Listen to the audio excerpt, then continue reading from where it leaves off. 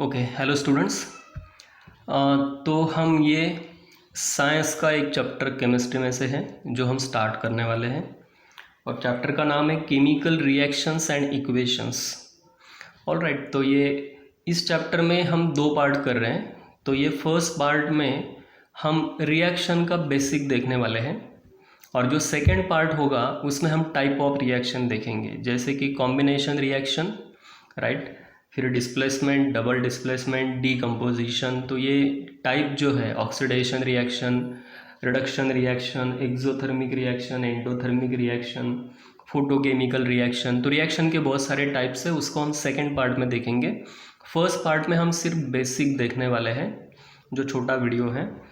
Okay, तो chemical reactions के मैंने कुछ बेसिक पॉइंट यहाँ पर लिखे हैं, आपको भी दिख रहे होंगे, या फिर वीडियो पॉज करके भी आप वन बाय वन रीड करो, नहीं तो लिसन करो। तो पहला पॉइंट है chemical reactions are processes in which new substances with new properties are form. तो केमिकल रिएक्शंस करते क्यों है हमें? तो केमिकल रिएक्शन हम हमेशा जब भी करते हैं तो हमें एक नया सब्सटेंस मिलता है नए प्रॉपर्टीज़ के साथ, और ये एक प्रोसेस होगा केमिकल प्रोसेस।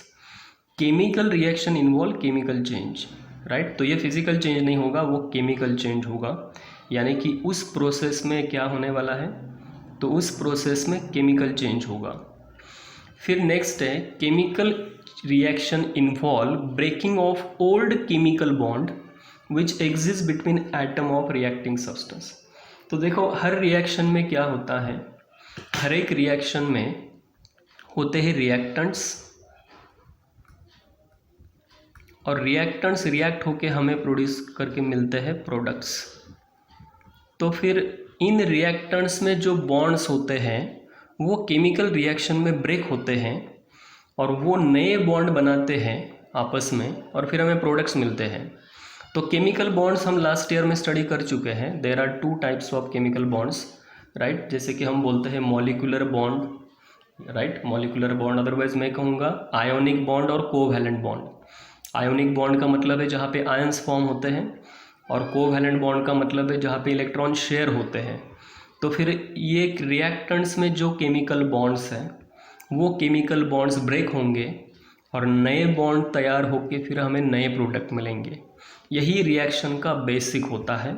हर रिएक्शन में यही होने वाला है कि पुराने बॉन्ड्स ब्रेक होंगे और नए बॉन्ड हमें प्रिपेयर करके नए प्रोडक्ट मिलेंगे which are having different chemical properties. Okay, तो chemical reaction, during chemical reaction atom of one element do not change into another element. तो एक्चुअल में वो एलिमेंट जो है, हम कंपाउंड की बात नहीं कर रहे, एलिमेंट का मतलब रहता है जैसे कार्बन, ऑक्सीजन, इनके एटम्स चेंज नहीं होंगे। सिर्फ क्या होगा, एटम्स और आयंस अलग अलग बॉन्डिंग करेंगे और नया प्रोडक्ट बनाएंगे। Substances which take part in a chemical reactions, right, उनको हम बोलते हैं रिएक्टेंट्स, जैसे मैंने ऊपर लिखा है reactants. And new substance produce as a result of chemical reaction that is called as product. जो नए तैयार होने वाले होते हैं उनको हम बोलते हैं प्रोडक्ट्स। तो लेफ्ट हैंड साइड में होते हैं रिएक्टेंट्स, राइट हैंड साइड में होते हैं प्रोडक्ट्स।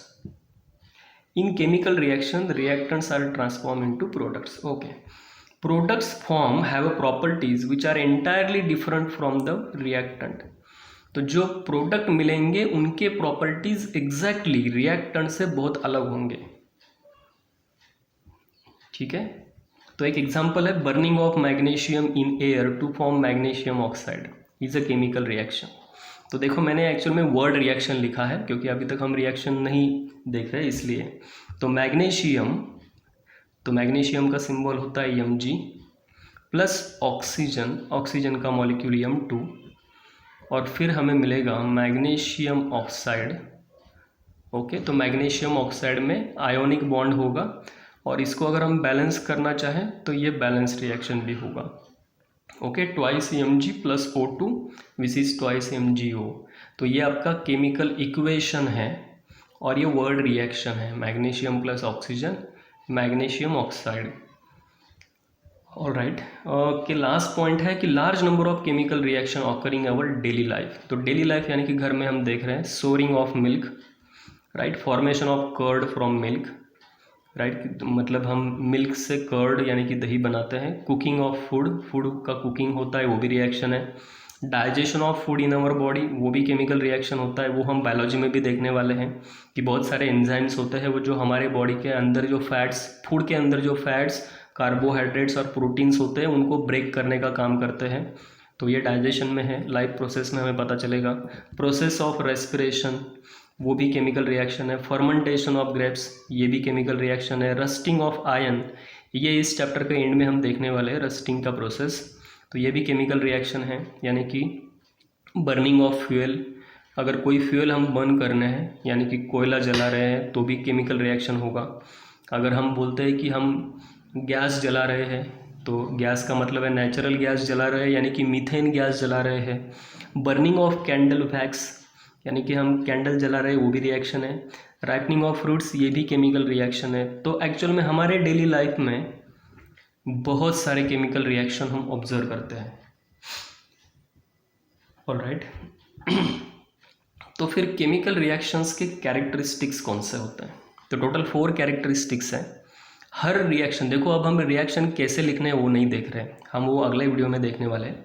तो केमिकल रिएक्शंस के कैरेक्टरिस्टिक्स में फर्स्ट कैरेक्टरिस्टिक्स होता है इवोल्यूशन ऑफ गैस, यानी कि ऐसे बहुत सारे रिएक्शन होंगे जिनमें गैस इवॉल्व होगा, यानी कि गैस तैयार होगा। तो फर्स्ट है chemical reaction between zinc and dilute sulphuric acid. तो देखो जिंक का सिंबल है Zn प्लस H2SO4, ये है आपका एसिड, और इस रिएक्शन में क्या तैयार होगा? जिंक सल्फेट तैयार होगा और हाइड्रोजन गैस प्रोड्यूस होगा, राइट। तो ये एक तरह से डिस्प्लेसमेंट रिएक्शन है। नेक्स्ट रिएक्शन है कि sodium carbonate and dilute hydrochloric acid. Sodium carbonate, this is sodium Na2CO3। देखो लास्ट ईयर में हमने सोडियम कार्बोनेट कैसे बनाना है वो स्टडी किया है। ओके, तो मैं एक बना के दिखाता हूँ। सोडियम का वैलेंसी है 1 और कार्बोनेट का वैलेंसी है 2। ओके, तो CO3 2-। तो ये लास्ट ईयर में एक सेपरेट चैप्टर था 9th स्टैंडर्ड में, फिर भी मैं बना के दिखा रहा हूँ। तो सोडियम का वैलेंसी 1 है और कार्बोनेट का वैलेंसी 2 है। तो हम इसको क्रॉस करते हैं इस तरह से। अगर ये किसी को नहीं आ रहा है तो आपको फिर वो लास्ट ईयर के चैप्टर को रेफर करना पड़ेगा। Na2CO3 1, तो इसीलिए हमने लिखा है Na2 1CO3 का मतलब है CO3। तो ये हो गया आपका सोडियम कार्बोनेट। सोडियम कार्बोनेट किसके साथ रिएक्ट कर रहे हैं हम? HCl, hydrochloric acid. तो हमें क्या मिलेगा इस रिएक्शन में? हमें मिलेगा sodium chloride plus water plus CO2 gas release होगा। तो ये फर्स्ट प्रॉपर्टी है, कैरेक्टरिस्टिक्स है इक्वेशन का, कि केमिकल इक्वेशन में गैस इवॉल्व होते हैं। तो जैसे यहाँ पे हाइड्रोजन इवॉल्व हो रहा है, इस रिएक्शन में कार्बन डाइऑक्साइड इवॉल्व हो रहा है। तो ऐसे दो नहीं, बहुत सारे रिएक्शन है। देखो इस चैप्टर में जितने रिएक्शन मैं बता रहा हूँ उतने करोगे तो भी एग्जाम में उसके बाहर कुछ नहीं आएगा। ओके, नेक्स्ट है सेकेंड कैरेक्टरिस्टिक्स है, that is formation of precipitate, जिसको हम बोलते हैं PPT। प्रेसिपिटेट यानी कि रिएक्शन होने के बाद उस टेस्ट ट्यूब में वो नीचे रहता है, यानी कि वो टेस्ट ट्यूब के एंड में नीचे कलेक्ट होता है, उसको हम बोलते हैं प्रेसिपिटेट। यानी कि एक सॉलिड प्रोडक्ट होगा विच सेपरेट आउट। तो रिएक्शन होने के बाद वो सॉलिड जो होगा वो सेपरेट हो जाएगा। तो इसके भी 2 एग्जाम्पल दिए मैंने। Potassium iodide, this is K for potassium, Ki, potassium iodide plus lead nitrate, lead nitrate. इनकी रिएक्शन होने के बाद हमें मिलेगा potassium nitrate plus lead iodide. लेकिन ये लीड आयोडाइड जो है, राइट, ये पानी में मिक्स नहीं होगा, यानी कि लिक्विड में मिक्स नहीं होगा, ये सॉलिड फॉर्म में मिलेगा। और उस टेस्ट ट्यूब में, जैसे कि लास्ट एग्जांपल में हमने देखा कि गैस को ऊपर एरो दिया था हमने, ऊपर एरो का मतलब है गैस उस टेस्ट ट्यूब से निकल के बाहर चला जाएगा, लेकिन यहाँ पे ये प्रेसिपिटेट जो है लीड आयोडाइड ये उस टेस्ट ट्यूब के नीचे कलेक्ट होके मिलेगा। दूसरा रिएक्शन है sulphuric acid and barium chloride, इनका रिएक्शन करेंगे हम barium chloride plus sulphuric acid H2SO4, तो इनके रिएक्शन में हमें मिलेगा HCl। देखो बैलेंस नहीं कर रहा हूँ मैं रिएक्शन बैलेंस नहीं कर रहा हूँ मैं, सिर्फ आपको प्रेसिपिटेट का मतलब बता रहा हूँ। और बेरियम सल्फेट, अब ये बेरियम सल्फेट भी क्या होगा, ये डिसॉल्व नहीं होगा, वो एरो नीचे का है, इसका मतलब है वो प्रेसिपिटेट यानी कि टेस्ट ट्यूब के एंड में मिलेगा। तो एक हो गया इवोल्यूशन ऑफ गैस, यानी कि केमिकल रिएक्शंस में गैस इवॉल्व होते हैं, तैयार होते हैं और वो निकल जाते हैं, रिएक्शन होने के बाद वो हवा में या फिर एयर में चले जाते हैं। सेकेंड है प्रेसिपिटेट, यानी कि रिएक्शन होने के बाद वो टेस्ट ट्यूब के नीचे मिलते हैं हमें, प्रेसिपिटेट होके अलग अलग कलर्स में मिलते हैं, प्रेसिपिटेट के कलर्स भी होते हैं। नेक्स्ट है चेंज इन कलर, बहुत सारे रिएक्शन में कलर चेंज होता है, तो कलर चेंज के जो रिएक्शंस हैं वो मोस्टली प्रैक्टिकल वर्क में होते हैं। अगर आपके स्कूल में आप केमिस्ट्री के लैब में जाकर कोई प्रैक्टिकल करोगे तो उन केमिस्ट्री के लैब में जाकर जब प्रैक्टिकल होगा तो वहाँ पे आपको मिलेंगे रिएजेंट्स, और रिएजेंट्स बहुत सारे होते हैं, उसमें सबसे अच्छे रिएजेंट होते हैं जो मोस्टली अल्कली होते हैं। तो यहाँ पर दो रिएजेंट हमने यूज़ किए हैं, एक है पोटेशियम परमैंगनेट और दूसरा है पोटेशियम डाइक्रोमेट। तो बहुत सारे हैं, एक्चुअली दो एग्जांपल लिखे हैं मैंने कि अगर साइट्रिक एसिड का पर्पल कलर का पोटेशियम परमैंगनेट लोगे और साइट्रिक एसिड के साथ उसका रिएक्शन करोगे तो क्या होगा, पर्पल से वो जो टेस्ट ट्यूब है उस टेस्ट ट्यूब में वो पर्पल कलर रिएक्शन होने के बाद वो कलरलेस हो जाएगा। वैसे ही सेकंड में सल्फर डाइऑक्साइड गैस है, उसका हम अगर पोटेशियम डाइक्रोमेट के साथ रिएक्शन करते हैं तो वो कलर ऑरेंज था पहले, वो बाद में ग्रीन हो जाएगा। तो एक्चुअल में ये सब रिएजेंट्स का काम है और ये प्रैक्टिकल वर्क में ज़्यादा यूज़ होता है कि आपको अननोन केमिकल सब्सटेंस को जब आइडेंटिफाई करना होगा तब आपको रिएजेंट्स लगेंगे, तब केमिस्ट्री के लैब में जाके आपको टीचर बताएंगे कि हम कौन सा रिएजेंट यूज़ कर रहे हैं। तो पोटेशियम डाइक्रोमेट अगर आप सल्फर डाइऑक्साइड गैस के साथ, सल्फर डाइऑक्साइड का मतलब है SO2, okay, sulphur dioxide gas के साथ पोटेशियम डाइक्रोमेट K2Cr2O7 होता है पोटेशियम डाइक्रोमेट, उसका सल्फर डाइऑक्साइड के साथ रिएक्शन करोगे तो आपको कलर चेंज करके मिलेगा ऑरेंज टू ग्रीन। तो इस वजह से हम SO2 को आइडेंटिफाई कर रहे हैं। तो ऐसे ही हम बहुत सारे रिएक्शंस में रिएजेंट यूज़ करते हैं, तो और कलर चेंज होता है, मोस्टली कलर की वजह से ही मैंने उनको रिएजेंट कहा है। नेक्स्ट है टेम्परेचर का चेंज होना। रिएक्शन में बहुत सारे रिएक्शन में टेम्परेचर चेंज होता है। अगर टेम्परेचर बढ़ रहा है इसका मतलब है वहाँ पे हीट प्रोड्यूस हो रहा है, तो उसको बोलते हैं हम एक्सोथर्मिक, यानी कि हीट बाहर पड़ रहा है। लेकिन बहुत सारे रिएक्शन में टेम्परेचर कम हो जाता है, तब हम बोलते हैं इट इज़ अ एंडोथर्मिक, यानी कि वहाँ पे हीट एब्सॉर्ब हो गया। तो कुछ रिएक्शंस है यहाँ पर, जैसे कि पहला रिएक्शन है reaction between quick lime and water. तो क्विक लाइम का मतलब होता है कैल्शियम ऑक्साइड और वाटर यानी कि प्लस H2O।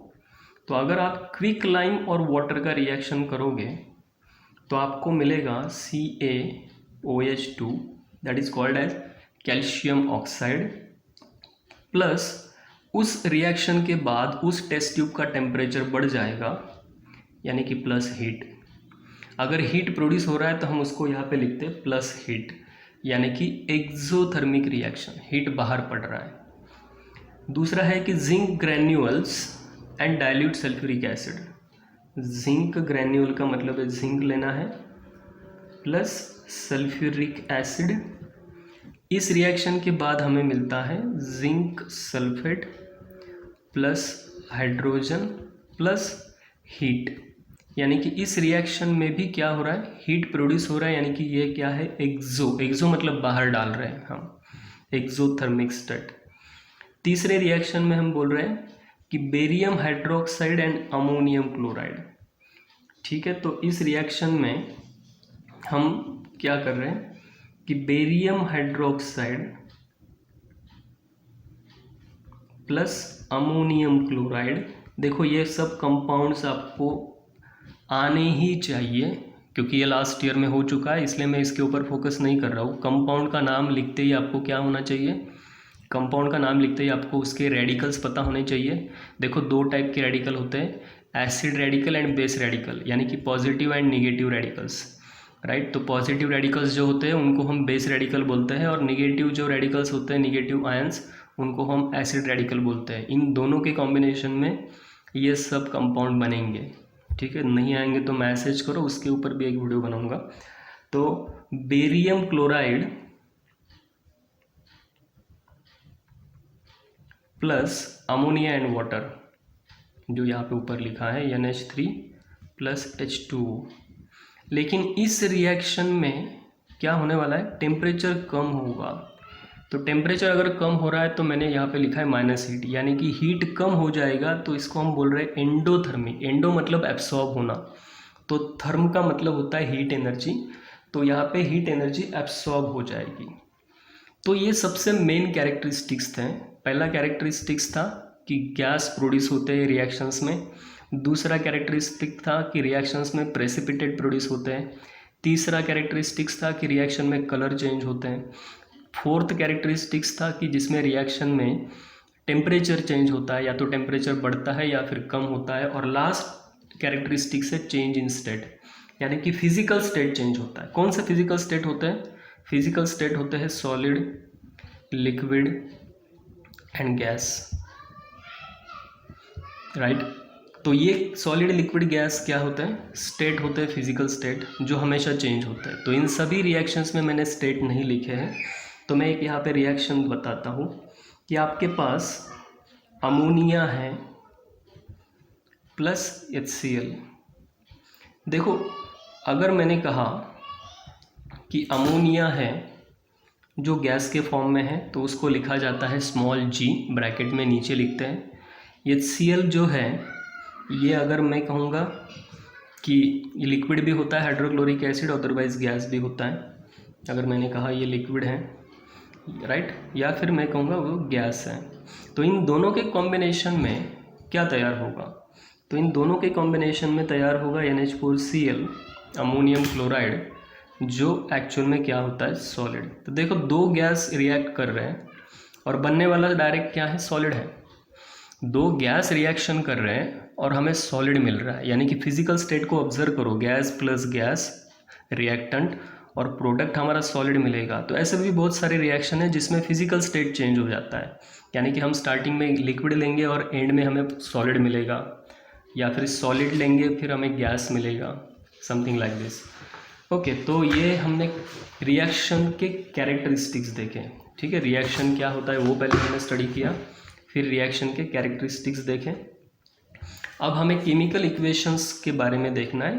देखो रिएक्शन लिखना अलग बात है और इक्वेशन, तो इक्वेशन यहाँ पर मैं अभी लिख के दिखा रहा था, क्योंकि एक्चुअल में मैंने ये जो लिख के दिखाया ये ऑलमोस्ट सब क्या थे, रिएक्शंस थे। ठीक है ना, मैंने यहाँ पर जो दिखाया ये सब रिएक्शंस ही थे, तो उनको मैंने इक्वेशन के फॉर्म में लिखा है। तो इक्वेशन जो लिखा जाता है तो उसको एक छोटा सा डेफिनेशन दिया है मैंने, method of representing, okay, method of representing chemical reaction with the help of symbols and formulae of substances involve in it, it is known as chemical equation. तो जहाँ पर आप सिंबल और कंपाउंड के फॉर्मूले यूज़ करोगे तो वो केमिकल इक्वेशन हो जाएगा। जैसे एक इक्वेशन यहाँ पर लिख के दिखाया है, zinc plus sulphuric acid, zinc plus sulphuric acid is which gives zinc sulphate plus hydrogen. देखो ये इसको बोलते हैं हम वर्ड इक्वेशन, इसको क्या बोलते हैं, वर्ड इक्वेशन, और ये आपका हो गया केमिकल इक्वेशन जिसको हमने सिंबल के फॉर्म में लिखा है। तो मोस्टली हमें केमिकल इक्वेशंस ही आने चाहिए जो हम नेक्स्ट लेक्चर में लिखेंगे भी। ओके, तो ये केमिकल इक्वेशन हो गया। अब इक्वेशन होने के बाद हमें उसको बैलेंस भी करना होता है। बैलेंस करने का मतलब क्या है? तो बैलेंस करने का मतलब होता है केमिकल इक्वेशंस के लेफ्ट हैंड साइड में, यानी कि रिएक्टेंट्स के साइड में जितने नंबर ऑफ एटम्स हैं उतने ही नंबर ऑफ एटम्स प्रोडक्ट के साइड में भी होने चाहिए। Number of atoms in reactants which is equal to number of atoms in product. तो इन इस रिएक्शन को ऑब्जर्व करो, जिंक राइट H2SO4 और मिला क्या है हमें, zinc sulphate ZnSO4 plus hydrogen. तो रिएक्टेंट्स में जिंक कितने हैं, ठीक है, ऑब्जर्व करो, जिंक एक है। रिएक्टेंट में हाइड्रोजन कितने हैं, H2 का मतलब है 2। सल्फर एटम कितने हैं, यस अकेला है तो 1। O4 यानी कि ऑक्सीजन है 4। फिर प्रोडक्ट में देखते हैं, जिंक एक है राइट, फिर हाइड्रोजन कितने हैं 2, सल्फर एक है, ऑक्सीजन 4 है। तो फिर रिएक्टेंट में ये चारों एटम्स को हमने काउंट किया, फिर हमने प्रोडक्ट में काउंट किया और ये सब इक्वल है, यानी कि ये रिएक्शन क्या है, it is the balanced reaction. तो ये बैलेंस्ड रिएक्शन है। अगर ये इक्वल नहीं है तो वो इसको हम बोलते हैं अनबैलेंस्ड रिएक्शन। देखो अगले रिएक्शन में मैंने लिखा है H2 यानी कि हाइड्रोजन प्लस O2 यानी कि ऑक्सीजन विच गिव्स H2O। तो H2 का मतलब है रिएक्टेंट में हाइड्रोजन है 2 और ऑक्सीजन O2 का मतलब है 2, लेकिन प्रोडक्ट क्या है H2O यानी कि 2 हाइड्रोजन और 1 ऑक्सीजन। तो यहाँ पे ऑब्जर्व करो, हाइड्रोजन तो मैच हो रहे हैं लेकिन ऑक्सीजन अलग अलग है। तो ये रिएक्शन क्या हो गया, it is called as unbalanced reaction. तो ये अनबैलेंस्ड रिएक्शन है, तो इसको हमें बैलेंस करना होगा। क्यों करना होगा बैलेंस? तो बैलेंस करने के लिए रूल क्या है, तो according to law of conservation of mass, तो किसी भी रिएक्शन में मास ऐड नहीं होगा या फिर कम भी नहीं होगा, क्योंकि लॉ ऑफ कंजर्वेशन ऑफ मास क्या कहता है, मास can neither be created nor be destroyed in chemical reaction. किसी केमिकल रिएक्शन में मास प्रोड्यूस नहीं होगा यानी कि क्रिएट नहीं होगा, और कम नहीं होगा यानी कि डिस्ट्रॉय नहीं होगा। यानी कि मास जितना रिएक्टेंट में है उतना ही प्रोडक्ट में होना चाहिए। हर एक एटम के नंबर्स सेम होने चाहिए। हम पहले ही 15 मिनट पहले ही देख चुके हैं कि एटम्स चेंज नहीं होते रिएक्शन में, सिर्फ बॉन्ड चेंज होते हैं। ओके, तो फिर हम इसको कैसे बैलेंस करेंगे? तो बैलेंस करने के बहुत सारे तरीके हैं, लेकिन इनिशियली जो सबसे इजी तरीका होता है जिसको हम बोलते हैं ट्रायल एंड एरर मेथड। तो trial and error is the best one, ऐसे मुझे लगता है कि हिट एंड ट्रायल भी बोलते हैं उसको। तो मैं यहाँ पर वही रिएक्शन लिख रहा हूँ जो ऊपर है, hydrogen plus oxygen plus which is given as H2O। तो हमने यहाँ पे ऑब्जर्व किया कि यहाँ पे हमें कुछ नंबर्स लिखने हैं बैलेंस करने के लिए। देखो ये सब कंपाउंड है यानी कि मॉलिक्यूल्स हैं, इनको हम चेंज नहीं करेंगे। हमें बैलेंस करने के लिए जो भी लिखना है वो हमें इन पर्टिकुलर मॉलिक्यूल के बाहर लिखना है, यानी कि इस तरह से बॉक्स किए जाते स्टार्टिंग में जब समझ में नहीं आता है। तो इसके आगे लिखेंगे हम 2 राइट। तो 2 मैंने क्यों लिखा यहाँ पर, क्योंकि मुझे O2 दिख रहा है, ऑक्सीजन 2 है, कहाँ पर, लेफ्ट हैंड साइड में। यहाँ पे 1 ऑक्सीजन है तो मैंने यहाँ पे 2 लिखा है, इसका मतलब ये दो ऑक्सीजन हो गए, यानी कि ऑक्सीजन यहाँ और ऑक्सीजन यहाँ, यानी कि left hand right hand side में ऑक्सीजन बैलेंस हो गए। लेकिन हाइड्रोजन 2 है और फिर से हम मल्टीप्लाई बाय 2 कर रहे हैं, यानी कि हाइड्रोजन कितने हो गए, 2 2 जा 4, लेकिन यहाँ पे 2 ही हाइड्रोजन है तो इसको भी हमें लिखना है 2H2 यानी कि 2 2 जा 4। तो अब ये बैलेंस्ड हो गया। तो बैलेंस्ड रिएक्शन किस तरह से होगा, twice H2 plus O2 which gives twice H2O। तो इसको बोलते हैं हम बैलेंस्ड इक्वेशन। हमेशा इक्वेशन लिखने के बाद उसको बैलेंस आपको करना ही पड़ेगा। तो हिट एंड ट्रायल का मतलब है हम ट्राई करते हैं, जब तक आपको इनिशियली समझ में नहीं आता है तो मैं कहूँगा आप पेंसिल यूज़ करो इरेजर के साथ। अगर बैलेंस नहीं होता है तो ये जो हम मल्टीप्लायर लिख रहे थे पहले, जैसे कि मैंने यहाँ पे 2 लिखा, यहाँ पे 2, अगर 2 बैलेंस नहीं हो रहा है तो 2 को इरेज करो, फिर दूसरा नंबर ट्राई करो। जनरली एक एक एटम को हम बैलेंस करते हुए आगे बढ़ते हैं। ओके, तो यहाँ पे मैंने कुछ रिएक्शंस दिखाई दे रहे हैं आपको सबको, ये रिएक्शंस, तो टोटल 10 या 11 रिएक्शंस है। इन रिएक्शंस को आपको बैलेंस करना है। देखो आप वीडियो देख रहे होंगे तो स्क्रीनशॉट ले लो, स्क्रीनशॉट लेके इन सभी रिएक्शंस को बैलेंस करके देखो। स्टार्टिंग के 1-2 में करके दिखाता हूँ। ओके, कैसे? तो फर्स्ट रिएक्शन है इसमें, ओके, फर्स्ट रिएक्शन है sodium plus oxygen, sodium oxide. तो देखो रिएक्शन में हमने लिखा है Na plus O2, we get Na2O। Easily understand हो रहा है, ये लेफ्ट हैंड साइड है रिएक्टेंट का, ये प्रोडक्ट है।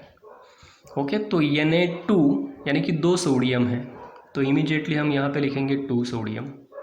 तो ये 2 सोडियम हो गए।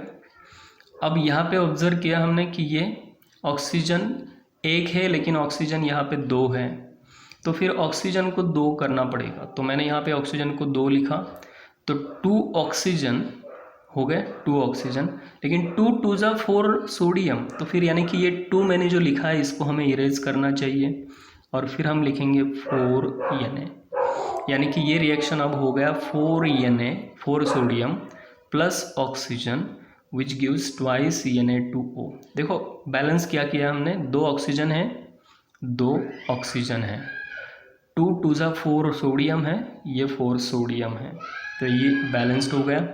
अगर मैंने पहले ही कहा कि हिट एंड ट्रायल, यहाँ पे लिखा है हिट एंड ट्रायल, तो इसका मतलब है लिखो, नहीं तो इरेज करके अलग लिखो। जितना आप प्रैक्टिस करोगे उतना यहाँ पर आपको अच्छा रिजल्ट मिलेगा। सेकेंड रिएक्शन है H2O2, that is called as sodium peroxide, and H2O plus O2। ठीक है, तो अब यहाँ पर हम ऑब्जर्व क्या कर रहे हैं कि ये 2 ऑक्सीजन है और ये 1 ऑक्सीजन है, यानी कि 2 + 1 3 हो गए राइट हैंड साइड में, यहाँ पे 2 है। तो फिर हमें करना क्या है, हम यहाँ पे लिखेंगे 2, तो ये 2 ऑक्सीजन और ये 2 ऑक्सीजन टोटल हो गए 4 ऑक्सीजन, यहाँ पर लिख दिया 2, तो 2 एंड 2, 2 2 जा 4, 4 ऑक्सीजन हो गए। 2 2 जा 4 हाइड्रोजन है लेफ्ट में, 2 2 जा 4 हाइड्रोजन है, यानी कि ये बैलेंस्ड हो गया। समझ में आ रहा है? ओके, तो मैं एक और इजी बताता हूँ, Fe यानी कि iron plus oxygen, we get Fe2O3। Actually this is the ferrous oxide. ठीक है, तो 2 फेरस है, यहाँ पे सिंगल फेरस है, यहाँ पे 3 ऑक्सीजन है, यहाँ पे 2 ऑक्सीजन है।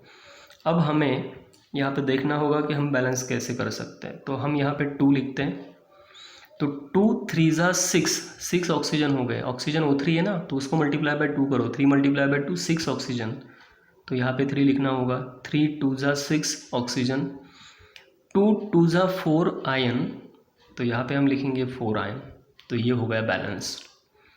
ठीक है, तो इस तरह से आप इन सब रिएक्शंस को ट्राई करो। इसमें से कोई भी अगर बैलेंस नहीं हो रहा है तो नीचे मैसेज बॉक्स में डालो, मैं वहीं पे बैलेंस करके बता दूंगा। ओके, अब लास्ट पॉइंट है how to make reaction more informative. देखो आपने रिएक्शन लिख लिया, उसमें बैलेंस भी कर लिया, अब उसको इन्फॉर्मेटिव बनाना है, जो मोस्टली हम डिटेलिंग कर रहे हैं। यानी कि इन्फॉर्मेटिव में सबसे एंड में क्यों बता रहा हूँ, क्योंकि सबसे पहले तो करेक्ट कंपाउंड लिखने हैं, करेक्ट केमिकल कंपाउंड लिखने हैं, फिर बाद में उनको बैलेंस करना है, और फिर जाके एंड में उसको एडिशनल इन्फॉर्मेशन देना है। तो एडिशनल इन्फॉर्मेशन का मतलब होता है make a reaction more informative. तो उसमें पहला पॉइंट है फिजिकल स्टेट्स। जैसे ही आपने रिएक्शन लिख लिया उसमें फिजिकल स्टेट को ऐड करो। तो फिजिकल स्टेट में मैंने अभी बताया था यस लिखा जाता है, राइट, स्मॉल यस लिखते हैं हम ब्रैकेट में, यस लिखा जाता है सॉलिड के लिए, जी लिखा जाता है गैस के लिए, स्मॉल यल लिखते हैं हम लिक्विड के लिए, AQ लिखते हैं हम एक्वियस सॉल्यूशन के लिए,